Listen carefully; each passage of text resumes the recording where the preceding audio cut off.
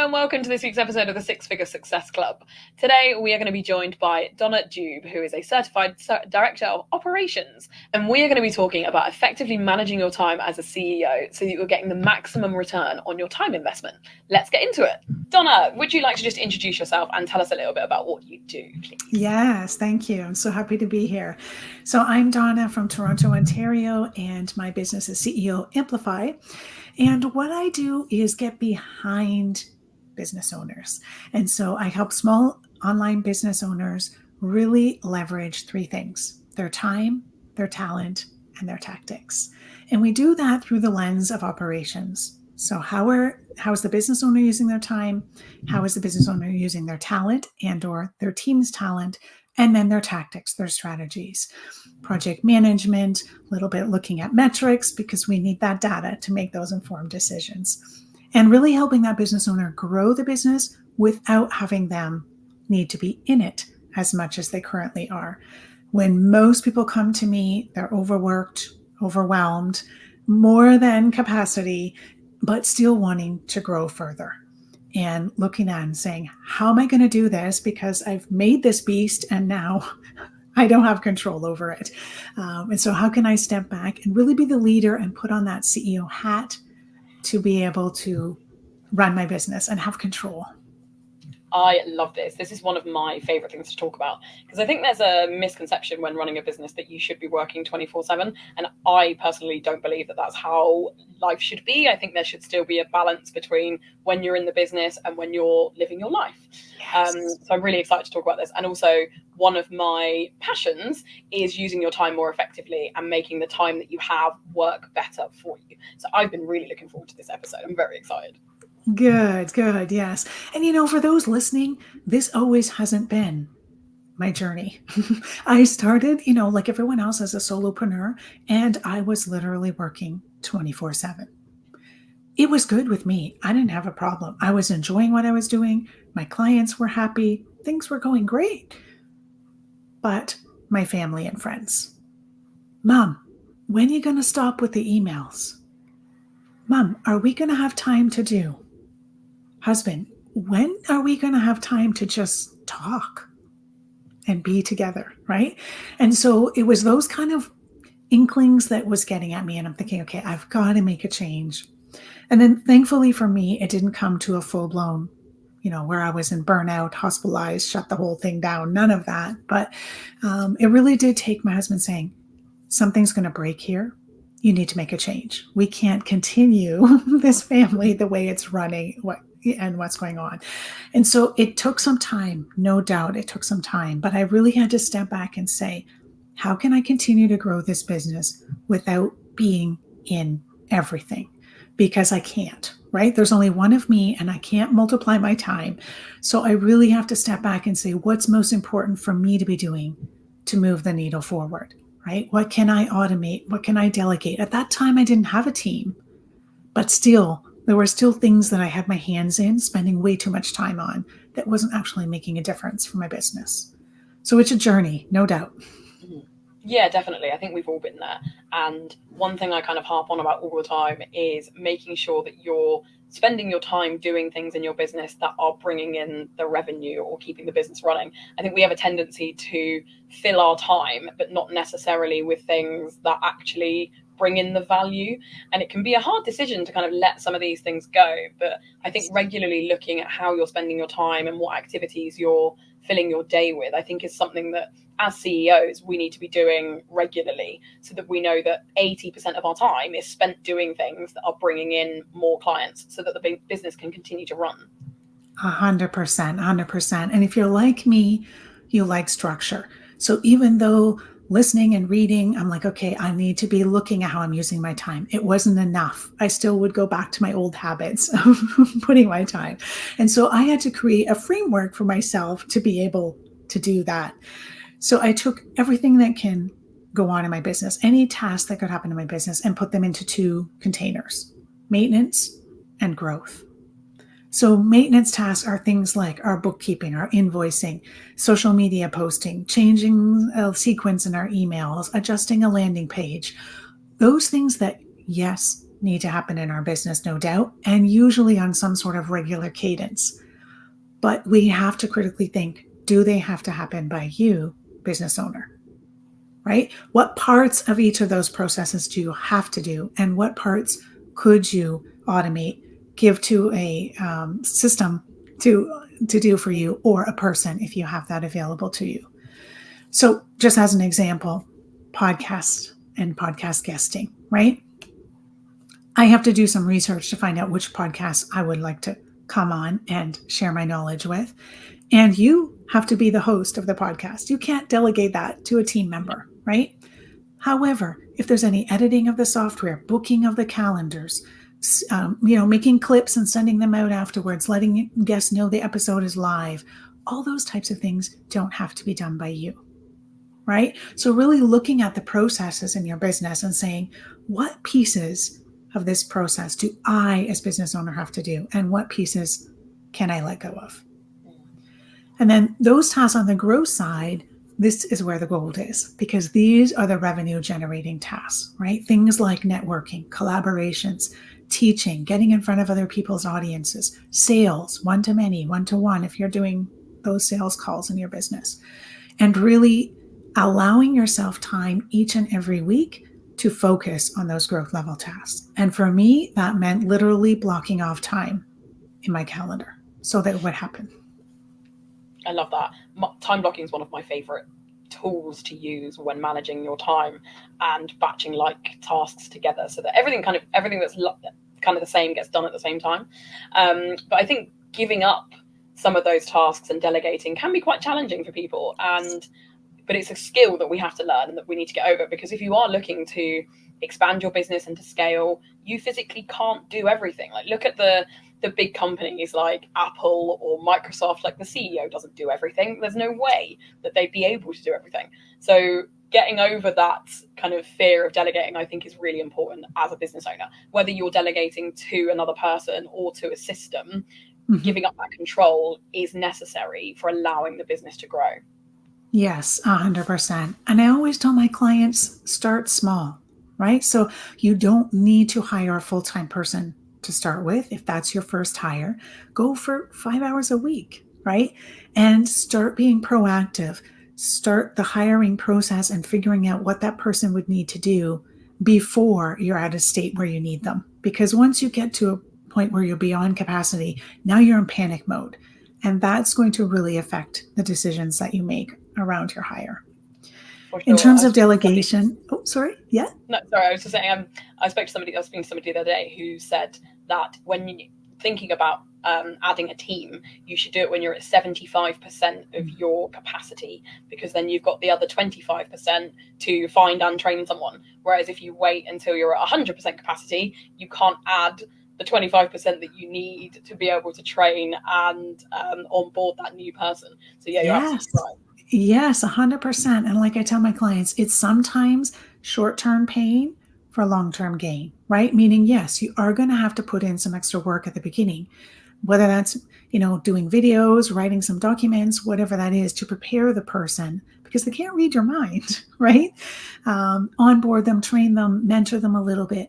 But the hope is now you're going to have long-term gain. And within 3 to 6 months, that hire has replaced time for you, where you can now spend that time focusing on those revenue generating activities and therefore be able to pay for that hire even easier because you're now bringing in more money. Yes, absolutely. And like you said, it's short-term pain for long-term gain, and you're not going to be able to scale without it. So you're almost putting a ceiling in on your business by not taking the time to put that effort into getting a team or a system to do it for you. Yes, 100%. And I know, when you first start to delegate, it's scary, right? Because you think, oh, no one can really do this as good as I can. No one can do it as fast as I can. But that's a mindset belief, and we need to get beyond that. I frequently say to my clients, if you delegated something and you did it effectively, meaning the person knew what you asked them to do, the task was clear, what success looked like was clear, you gave them some examples or some guidelines for them to go by, and you gave a timeline of when you wanted it done.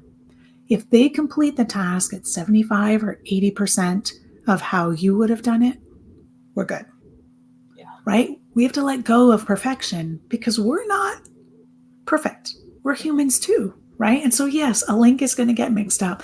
An image might not be exactly the way you want it, but these are not life and death situations, right? So let's put it in perspective. If I can hire someone, show them what I want them to do, and have them do it 80% of as good as I would, perfect. Mhm.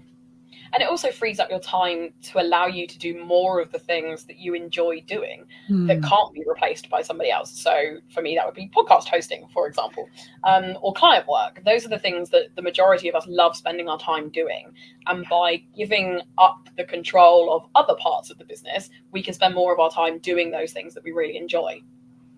Yes, so, so true. I remember working with a client once, and she was a course creator selling courses to young people.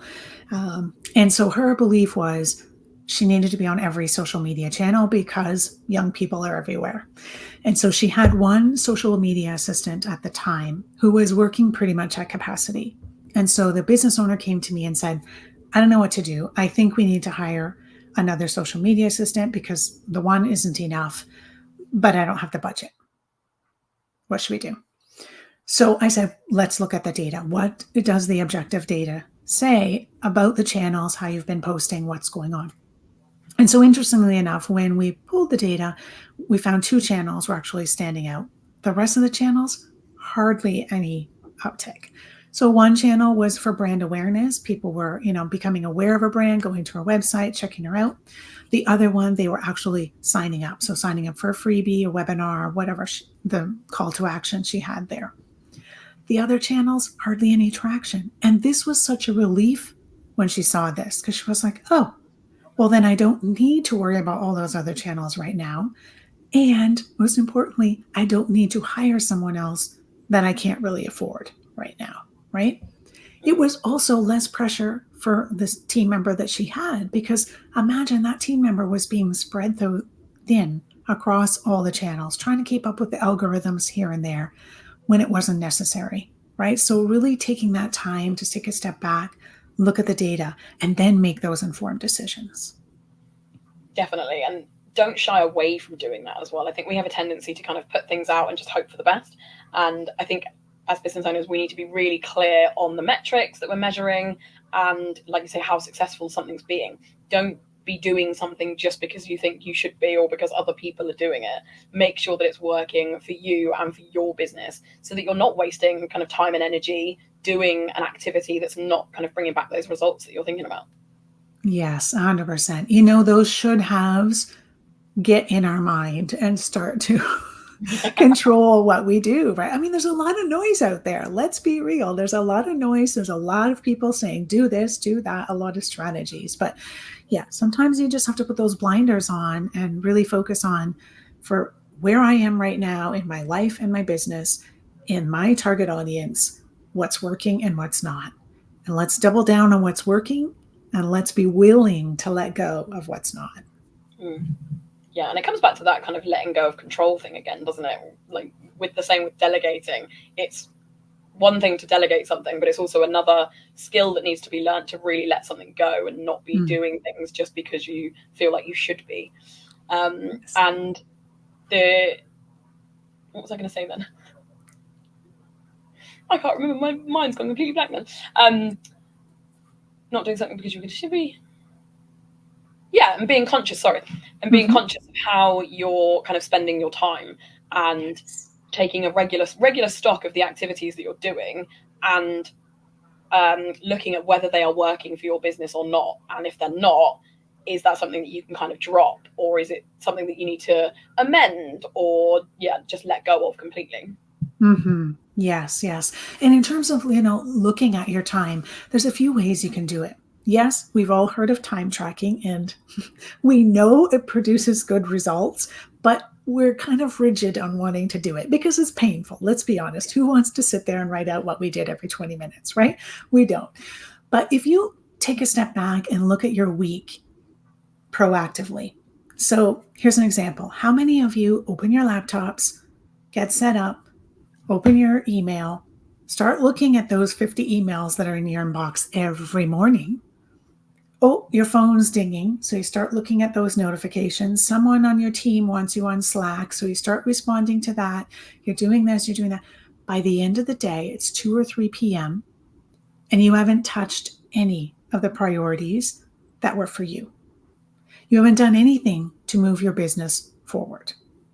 Yes, you've been responding to everyone else's demands, but that's not CEO material, right? So Mhm. take a step back and say, what are my priorities this week or today or this morning? And let me focus on that. Does that mean ignore your team and ignore your email? Of course not, but set a dedicated time for that, right? If you like early mornings and you work well then, block off some time then for you to actually get some work done that you need to do for those growth level tasks. Spend an hour on that first and then go to your inbox and your team, right? And communicate that with people so that people on your team know, okay, Donna's not available from 9 to 10. She's busy working on her tasks.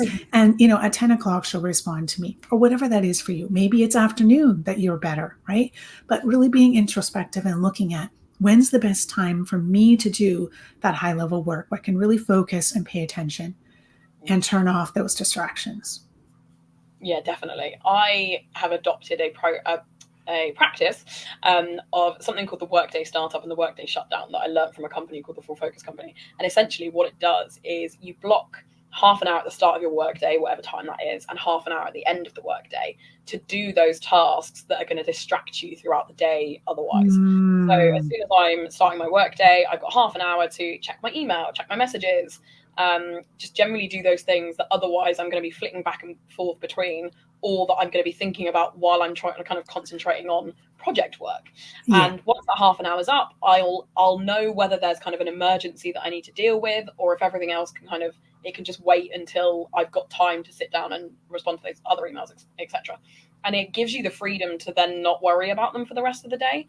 I think there's a general tendency to respond to everything immediately, even if it's not an emergency, if it's not something that has Mm, to happen right now. And it's a skill that we need to develop to not do that and to only kind of do those things at set times throughout the day. And then, so that's the workday startup. And then in the workday shutdown, it's essentially the same activities, but obviously you'll have accrued new emails and new messages by the end of the day. So you check them again at the end of the day, and it gives you an end to your workday. So you can kind of go into your evening having checked that everything's kind of running okay in the business, nothing's come up that needs your immediate attention, and you can take the time that evening to go and do whatever it is that you want to spend your evening doing, instead of having to worry about whatever's happening in the business, because you're kind of all over that. And I do this every day, and it's something that I did while I was working in corporate, while I was running the business alongside corporate, and I've kept it while I'm just running the business full time now. And it really kind of gives you that peace of mind that you are on top of everything, and you don't yeah. have to worry about flitting back between tasks throughout the day. I was telling someone yesterday actually that when you get distracted by notifications on your phone or by checking your email, you're not just kind of wasting that time getting distracted. It then takes your brain 20 minutes to refocus on whatever it was that you were doing. So even when you go back to the project work, let's say you've gotten over your distraction, that's great in itself, you're then wasting another 20 minutes while your brain's like, wait, what was it that we were doing before? Yes. And then getting really kind of stuck back into it. So yeah, trying to find a routine that works for you. I recommend the one that I do, obviously, so that you don't get distracted by those tasks is really important. Yes, totally agree. And I love that sort of workplace open and workplace close, right? It's a nice beginning and end to your day and really does help with, okay, now I'm finished. Now I can go and live my life. I don't have to keep worrying about those tasks. And I think sometimes as business owners, we start believing that the emails and the notifications and such are actually people talking to us face to face, right? Because if someone was talking to us face to face, we wouldn't ignore them and answer them 2 hours later, right? But we have to remember that you're right. These are not life and death situations, and they are not normally, and they are not, they're not someone speaking to us face to face. And people realize they're not looking for an automatic answer, right? Mm. If you have a team, if you have clients who are contacting you, then it's important to set up what those expectations are for your business right from the get go. right? So that if clients know if I email or if I Slack, I'm going to get an answer in 24 or 48 hours. If team member, communicates with me, they're going to get an answer in so many hours. And just setting up those expectations right from the beginning, then people know and it's clear, right? There's no ambiguity afterwards to say, oh, well, I wasn't sure. And no, let's just make it clear right from the get-go. And it also helps you keep those boundaries because you don't have to worry. Sure, there's a message there, but you can get to that tomorrow morning. And it just relieves the pressure on yourself as well. If you know that you've set those boundaries and they're in place, then you know that as soon as a notification comes in, you're not stressing that you have to respond to it immediately because no one's expecting you to, and you've made it really clear that you're not going to. And the kind of relief that you get from that, I think, is really important, and it just kind of frees you up to do the work that you should be doing as the CEO. Yes, 100%. And I know I've worked with clients who, really struggled with the phone and the notifications. And so in one client in particular, we took off all the notifications on the phone, but we had to do it one by one, right? Going cold turkey was too much. And so we removed one thing. But a little while later, we removed another one. But again, these are just examples. Do what works for you. But if it means you have to remove all notifications on your phone, do it, right? You are human and you're not expected to be responding 24/7. Yeah. On the iPhone, there are what they call kind of focus times, and you can set up different ones depending on. I don't know if they do it on Samsung. I don't have a Samsung. Sorry, Samsung users. But yeah, on the iPhone, you can set up different kind of profiles depending on what you're doing. So this is a feature that I use a lot. So as soon as it gets to kind of my work time, I've got one that will only send me like work related notifications whatever they are, if I want them. And then when it's in personal time, I don't get work notifications so that I'm not kind of distracted by it. And it means that you're not continually getting notifications throughout the day and things that can distract you. Yes. And I think that's a practice that the majority of us would benefit from because it's so easy every time your phone pings to kind of pick the phone up. Yeah, it's that dopamine rush, right? It's like, oh, but again, it's exactly as you described. It's a distraction and it actually takes, more time than we think it does. Oh, I'll just reply real quick. But then you have to get back into what you were doing, right? So, setting up these little tactics, these little techniques behind the scenes to allow you to be successful is where it counts. Yeah, definitely. And just those little habits that don't seem like a lot, but over time they really build up to kind of freeing up your time, reducing the decisions that you need to make every day, and giving you the ability to kind of work on the important things in your business. Yes, 100%. That reminds me of another tactic that I had to use for myself was when I would look to my to-do list. So I've got this long to-do list, and depending on my mood, some days I would be cherry picking what I felt like doing. Other days I'd be like, nope, I'm starting at the top, see what I can get through in an hour and a half or whatever time I had, right? And if you think about it, neither of those two options are strategic, and we want to be strategic. And so I started to use the Eisenhower matrix to take each task and decide which bucket does it have to go in. So it's got 4 boxes. The 2 criteria are important and urgent. So important means it's revenue generating, and urgent means there's a deadline that's happening, pretty imminent, a week or 2, and there will be a negative consequence if we don't meet that deadline. So as an example, paying your taxes, right? None of us really want to do it, but we got to do it. So if there's a deadline, we need to make sure we meet it and you move on. And so by analyzing each task on my list and putting them in those 4 boxes, now it became clear to me, what do I need to do?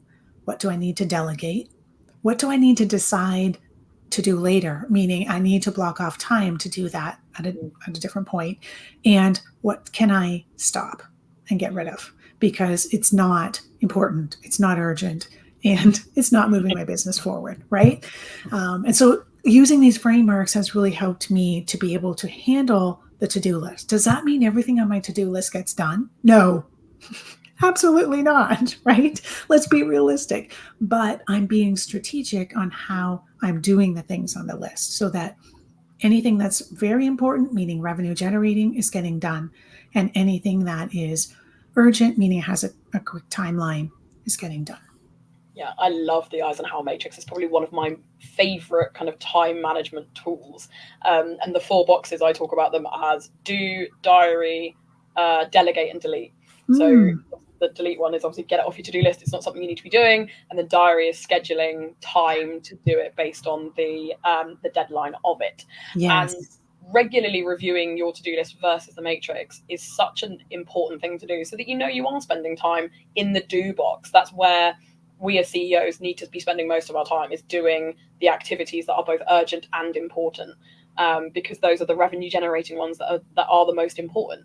And I kind of pair it with the big three, which is setting 3 tasks every week and then every day that Hmm. you need to get done, so that you know you're doing your high leverage tasks every day. So every week I'll set 3 for the week, and then throughout the week, every day I'll set 3 that will get me towards the weekly big three. And if you're working kind of a general working year, so let's say you take 25 days for holiday or sickness, you're Hmm. working generally about 235 days of the year. So if you're doing the 3 tasks a day, that's 705 high leverage tasks that you will have completed throughout the year. And I think that's insane. If you thought about Yes. doing that at the beginning of the year, that would sound like way too much work. But when you get to the end of the year, having just done your 3 high leverage tasks every day and you've completed 700 tasks, imagine how much further along your business is going to be, instead of cherry picking things off your to do list that feel easier to do and ignoring kind of the high leverage tasks that really make the difference. Yes, I love that. Pick 3, yeah, and then do 3 every day. That's wonderful because it's so true. If you look at it and say, "Oh, I'm going to do 700 tasks this year," like it's so unimaginable. It's too big. You can't even comprehend it, right? But taking that big goal and breaking it down to literally bite-sized pieces, maybe crumbs if we have to, right? But really breaking that down to say, what's the next step I need to do to get me closer to that goal, right? Don't worry about the fact that at the end of the year, I want to reach whatever. What's the one tiny thing I need to do this week to get me 1% closer? Because it's each one of those steps that we take that then adds up to the whole picture. Mm-hmm. So I love that idea. Thank you. And you say steps. I think people have a tendency to look at a goal and think, how on earth am I going to get to the top of that goal? Forgetting that when you walk up a set of stairs or a ladder, you do it one step at a time. You don't jump Yes. to the top.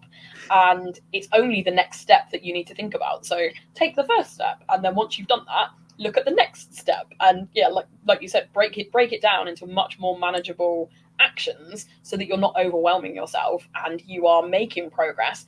Even if it's slow, that's absolutely fine, but Mm-hmm. just make sure that you are doing them one step at a time. Yes, yes. And we know theoretically that that's how we do things. Because if we think about athletes, if we think about running a marathon, we don't just get up tomorrow and run the marathon, right? Like it takes time to train and you start very small and keep adding on.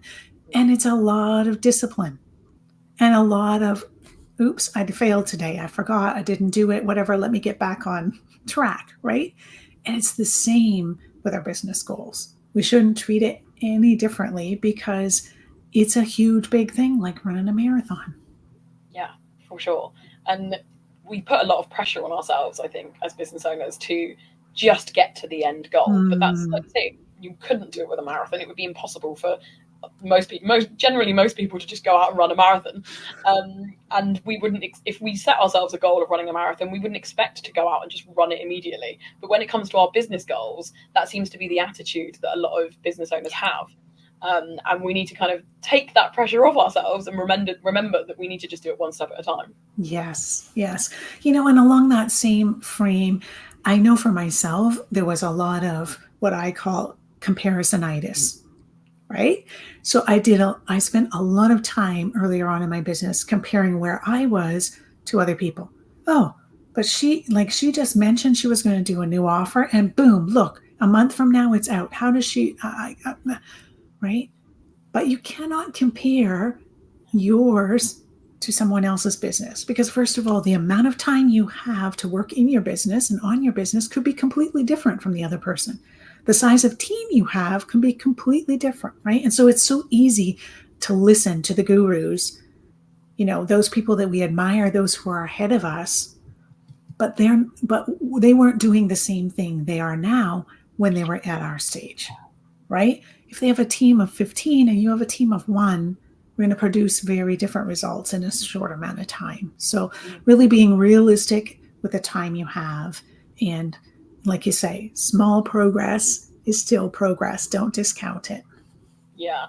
And when we're comparing ourselves to anybody, it should only be with a past version of ourselves. So, what did we do last week, and can we improve on that this week? That's the only comparison I will allow. Because, like you say, we've got no idea what's going on in someone else's business or who's helping them or whether they've had investment from someone else. You've got no clue what they're doing. So, you should only be worrying about you and your business and whether you're doing the best that you can. That's all that matters. Yes, 100%. And each person is different, right? It might be easy for you to write copy for your emails, and I might struggle with that, right? Maybe I need to, hire a copywriter, work with a mentor, and, it takes me more time to do that thing because it's just not one of my skills, Yeah, right? for sure. So we have to be realistic. Yeah, definitely. I think social media content is a great example of that. You see some people that have got amazing social media content, and it becomes really easy to compare your content to that. Yeah. But I know that I am not great at the creation of social media content because I don't like doing it. It's not in my zone of genius. I don't find it fun. So it's not going to be as good as somebody who is a professional marketer or who loves making pretty designs in Canva. It's never going to compare because it's not something that I'm great at. I am great at helping you with your strategy and helping you stay accountable and making sure you're hitting your goals. Right. Whereas the person that's really good at social media might not be great at that. So it's allowing yourself to be good at the things that you are good at and giving yourself the permission to not be great at everything, because nobody is. Yes. And I hear you on the social media. Like, how many times have I thought of an idea, write the caption, and then I'm like, oh, now I need an image. What am I going to put for an image? Right? Going into Canva, massive. Oh, yes. Not my thing. Totally agree. Not at all. Which is fine. Like, it's okay to not be great at everything. Yeah. Yeah. So we've talked a lot about kind of things that I do as habits in my business. I would love to know kind of some of the things that you've created a habit out of in your business. I know that you teach a framework of kind of 6 CEO habits. So I'd love for you to kind of just talk about those a little bit. Yes, for sure. So a few of them we touched on in the sense of the to-do list and using that Eisenhower matrix. The other one that I use frequently in my business is that growth and maintenance task. And then I take that a step further and I actually give myself a score. So I call it the CEO score. And basically what you're doing is looking at the annual revenue that you would like to have in your business in a year. So whatever your goal is, and dividing by the number of weeks that you're willing to work that year. And so you're going to come up with a number, whether it's 2,000, 10,000, whatever that is. And then that is not the money that you're going to make or that you're going to pay yourself. It's more about your energy and your equity and the amount of time you're going to put into something. And so each of the tasks, whether they're in maintenance or growth, will have a dollar amount associated with them. So you've got $10, $100, $1,000, and $10,000 tasks. And so as I go through my week, I'm documenting, oh, I did a $1,000 task today. Maybe that's part of your big 3 that we were talking about earlier, right? Oh, I did a couple $100 task today. And so what I'm aiming for is when I get to the end of the week, I have made that CEO score, whatever that score is. And I want to do that each and every week as much as I can for the year. Some weeks I'm going to pass it because maybe I had 2 opportunities to do some networking and those were $10,000 tasks, right? And other weeks I may be, more in the day-to-day and I have a lower score. But it's really just a way to look at your pattern and your trend and to keep it top of mind that I am spending time on these growth level tasks each and every week. Obviously, the higher the revenue goal we want to achieve, the more time or bigger our score and the more time we're going to want in those growth level tasks. And that makes sense because if you compare the small business owner to, the CEO of a very big business, well, they're not spending any time in maintenance, right? They've got, several C-suites under them and managers under them and lots of implementers. And so it's a very different picture. But you can understand that the bigger your revenue goal, the higher your score will be. And therefore, the more time you need to spend in those growth level tasks. So it's a little bit of game for me to see, oh, what can I do this week to reach my score? And so I found that to be very helpful as one of the other tactics. The I other, love this. I think this is a fab idea because I think it almost takes some of the pressure off of worrying about the sales that are coming in, because hmm, you're instead worrying about how you're spending your time and whether you're putting in the right amount of effort. And in theory, sales is a numbers game. It's however mhm, much activity you're doing will equal the number of sales that you get. So the more of the right activity that you're doing, in theory, the more of the sales that will turn into.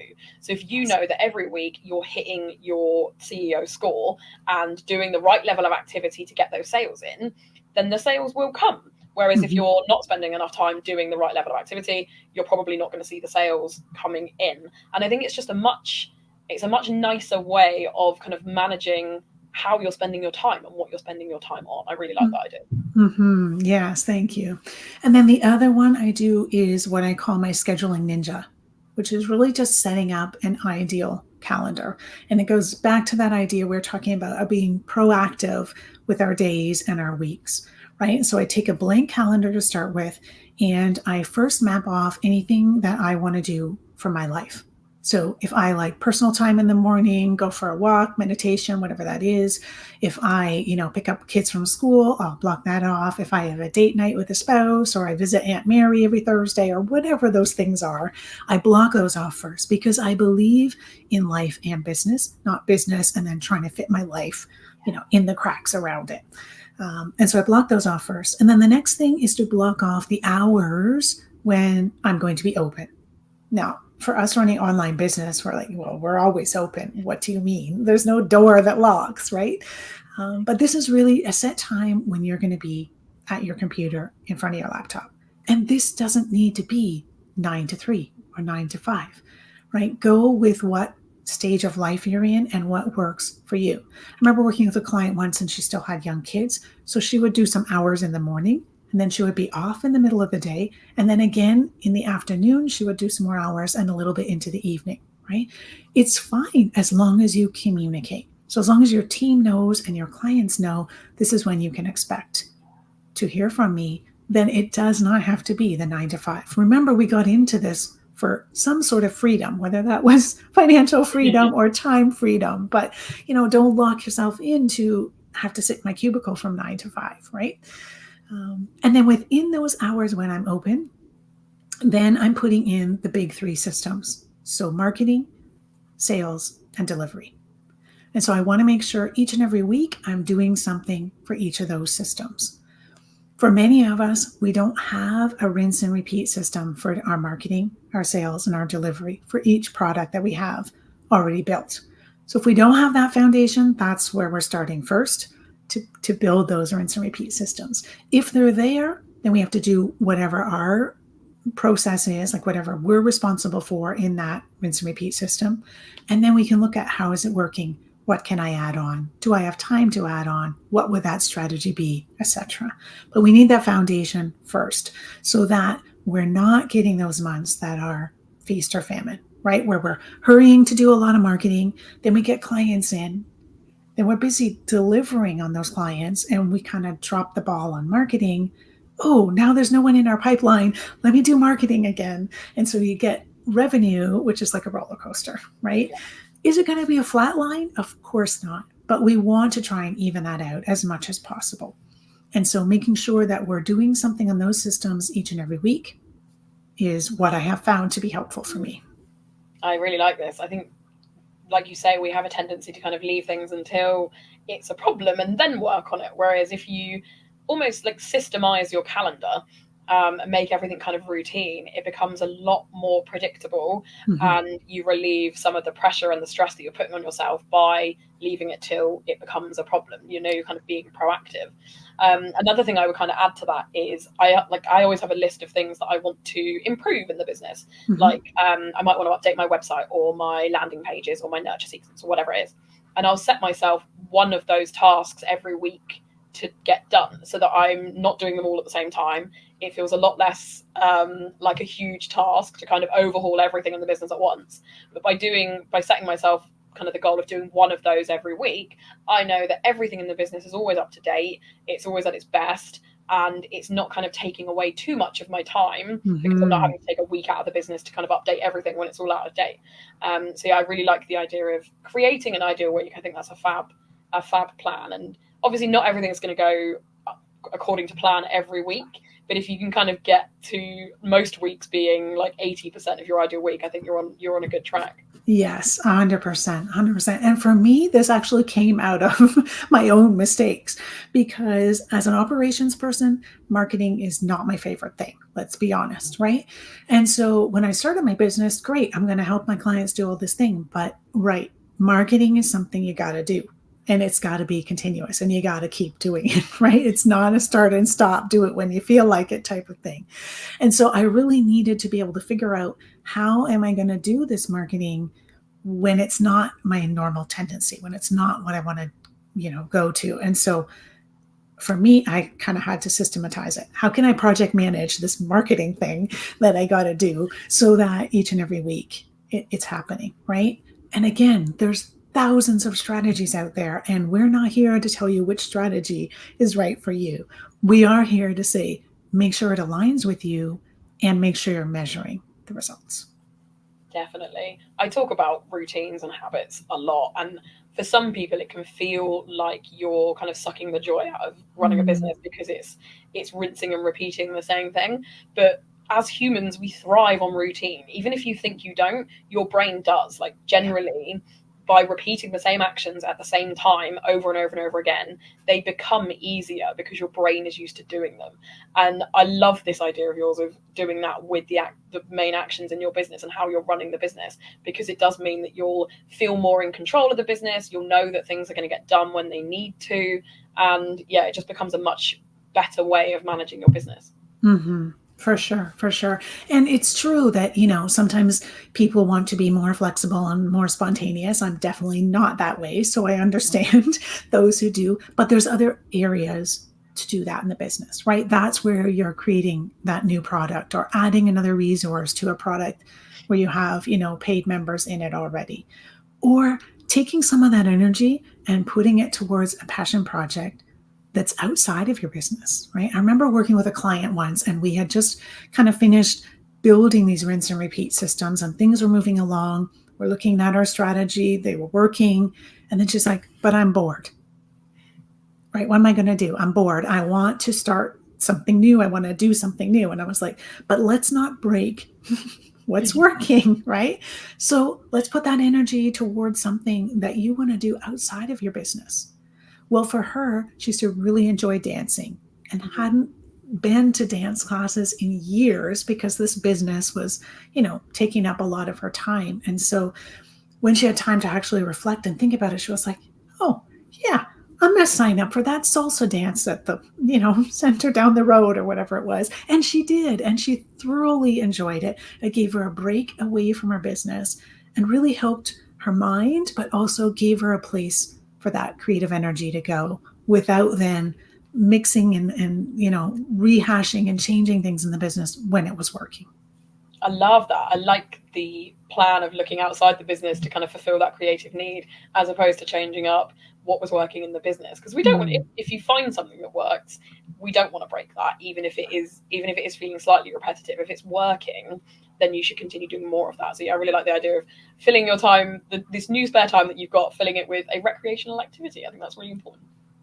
yes, yes, for sure. And I think sometimes when we're looking at our goals, this is where I find a lot of business owners kind of getting off on a different path is that they're sure they set a revenue goal. Everybody knows to set a revenue goal. But then beyond that, sometimes the goals that they set are bigger projects. Well, they want to write a book.